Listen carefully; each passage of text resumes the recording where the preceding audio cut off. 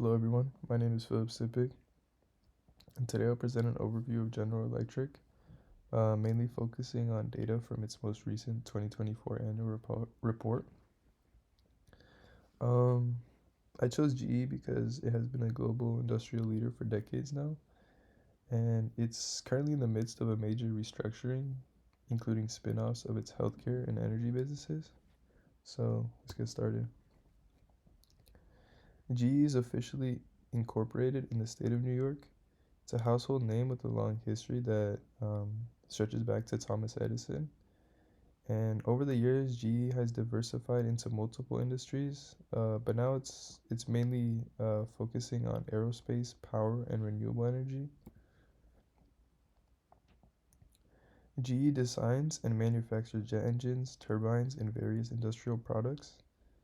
Aerospace is currently its main focus following the spin-off of GE Healthcare in early 2023 and GE Renova in 2024.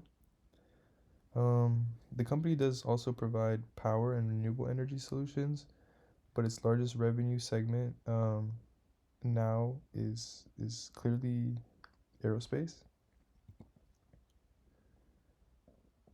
In 2024, the aerospace division did lead GE sales with 47%.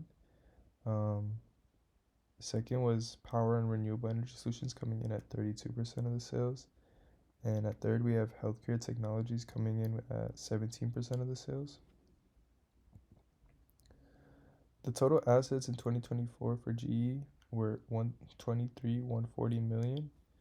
The total liabilities were 103,576 million, and the total stockholders' equity was 19,564 million.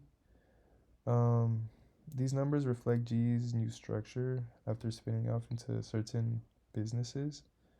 Um, Although the liability level is pretty significant, GE does still remain focused on streamlining its operations. GE's revenue has grown steadily over the past 3 years. In 2024, reaching 38,702 million. In 2023, it was at 35,348 million. And in 2022, it was at 29,139 million.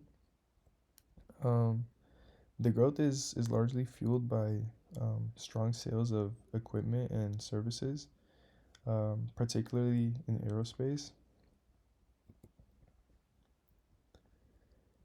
In 2022, the net income was 403 million, and in 2023, it surged all the way up to 9.45 billion, which is a 2,242% increase from 2022.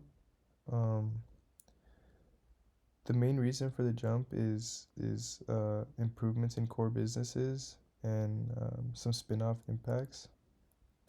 And in 2024, the net income came in at 6.57 billion, which is down about 30.5% from 2023. Despite the dip, though, it's still well above 2022 levels.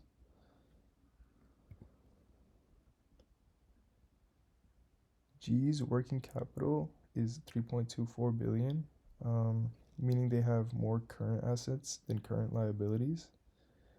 The current ratio of 1.09 shows GE can likely handle short-term obligations, though it's not a large margin.